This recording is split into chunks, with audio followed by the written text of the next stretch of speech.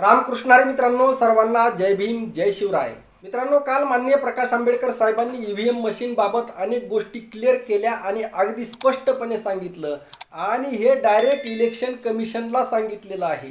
माननीय प्रकाश आंबेडकर साहेबांनी सांगितलं की आमचा ईव्हीएम मशीनवर आक्षेप नाही किंवा ईव्हीएम मशीन बदलण्याची गरज नाही, फक्त जी व्हीव्हीपॅटची जी पर्ची आहे ती मतदाराच्या हातामध्ये यावी, त्याला ती पाहता यावी, मग स्वतः त्याने ती पर्ची त्या बॉक्समध्ये टाकावी आणि नंतर मतदानासोबत या व्हीव्हीपॅट पर्च्यांची सुद्धा गिनती व्हावी। जर असं झालं आणि ही दोन्ही गिनती जर समान आली, सारखे आकडे आले, तर मित्रांनो यामध्ये 0% घोटाळा होईल। म्हणजे एकदम परफेक्ट असं सोल्युशन माननीय प्रकाश आंबेडकर साहेबांनी दिलेलं आहे आणि त्याची अंमलबजावणी करण्यासाठी आता आपण सर्वांनी कटिबद्ध राहणं गरजेचं आहे। त्याचबरोबर माननीय प्रकाश आंबेडकर साहेबांची जबाबदारी यामुळे आहे किंवा संपूर्ण भारत, संपूर्ण महाराष्ट्र माननीय प्रकाश आंबेडकर साहेबांकडे आशेने यामुळे पाहतो। तो का पाहतो याचं विश्लेषण या व्हिडिओमध्ये मी थोडक्यात करणार आहे। मित्रांनो, विश्वरत्न डॉक्टर बाबासाहेब आंबेडकरांनी या भारतासाठी काय केलं किंवा या भारताला काय दिलं, आपल्याला काय दिलं, हे आता नव्याने सांगण्याची गरज नाही। येथील प्रत्येक भारतीयावर, येथील प्रत्येक जनमानसावर, येथील प्रत्येक माणसावर, येथील प्रत्येक प्राण्यावर विश्वरत्न डॉक्टर बाबासाहेब आंबेडकरांचे अनंत असे उपकार आहेत। इतकं भरभरून या देशाला बाबासाहेबांनी दिलेलं आहे। आणि मित्रांनो, अशामध्ये अशी परिस्थिती जर देशामध्ये निर्माण झाली, ज्या पद्धतीने आज निर्माण झालेली आहे, देश हुकुमशाहीकडे जातो की काय अशी वाटचाल सुरू झालेली आहे। नुसती वाटचालच नाही तर त्या मार्गावर अनेक पावले RSSने, भारतीय जनता पार्टीने प्रवेश केलेला आहे।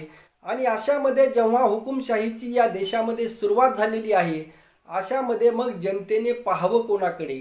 ज्यावेळेस आपल्याला प्रशासन न्याय देत नाही, सरकार न्याय देत नाही, न्याय व्यवस्था न्याय देत नाही, मग जनतेने कोणाकडे जावं, लोकांनी कोणाकडे जावं? मग मित्रांनो, अशा वेळी जनतेला असणारा एकमेव आधार आहे आणि त्या आधाराचं नाव आहे विश्वरत्न डॉक्टर बाबासाहेब आंबेडकर। आता मित्रांनो, येथे मी डायरेक्ट माननीय प्रकाश आंबेडकर साहेबांचं नाव घेत नाही, मी येथे बाबासाहेब आंबेडकरांचं नाव घेतो। यामुळे कारण बाबासाहेब जरी आज आपल्यात नसले तरी येथील प्रत्येकाच्या हृदयामध्ये, येथील मातीच्या कणाकणामध्ये आजही बाबासाहेब आहेत।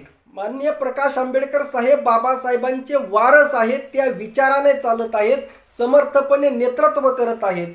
संपूर्ण जो आंबेडकर विचार आहे, जो समतेचा विचार आहे, या विचाराचं नेतृत्व ते करत आहेत।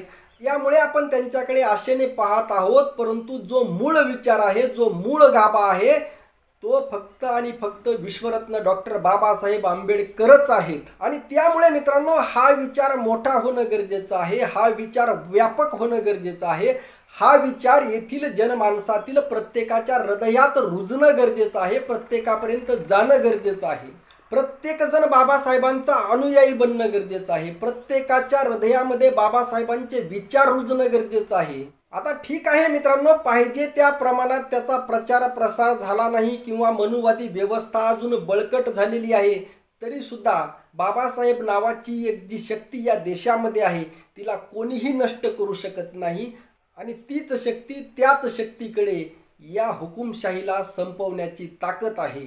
आणि ही जी शक्ती आहे बाबासाहेब नावाची, ही जी शक्ती आहे आंबेडकर नावाची, त्या शक्तीचं नेतृत्व माननीय प्रकाश आंबेडकर साहेब आज करत आहेत।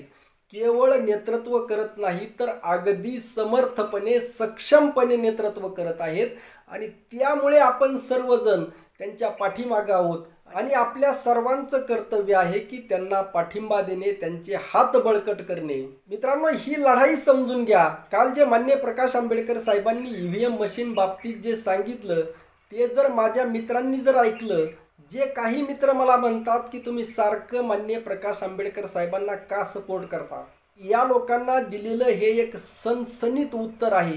कारण आज भारतामध्ये कोणताही राजकीय पक्ष, आज वंचित बहुजन आघाडीकडे एकही आमदार नाही, एकही खासदार नाही, तरी वंचित बहुजन आघाडी सर्वात सक्षमपणे या हुकुमशाहीला टक्कर देण्याचं काम करत आहे, या हुकुमशाहीला आव्हान देण्याचं काम करत आहे। भारतातील प्रमुख विरोधी पक्ष काँग्रेस असेल किंवा वेगवेगळे प्रांतीय पक्ष असतील, प्रादेशिक पक्ष असतील, हे सर्व पक्ष भारतीय जनता पार्टीला झुकवू शकत नाहीत। हे सर्व पक्ष भारतीय जनता पार्टीला डायरेक्ट आव्हान देऊ शकत नाहीत. हे जे उर्वरित पक्ष आहेत यांना फक्त त्यांचे आमदार खासदार किंवा काही सत्ता आणायची आहे एवढ्या पुरतेच हे मर्यादित आहेत. परंतु या देशातील जी व्यवस्था आहे, जी मनुवादी व्यवस्था आहे, जी विषमतावादी व्यवस्था आहे, जी हुकुमशाही व्यवस्था आहे, या व्यवस्थेला चॅलेंज देण्याचं सामर्थ्य कोणत्याही राजकीय पक्षामध्ये नाही.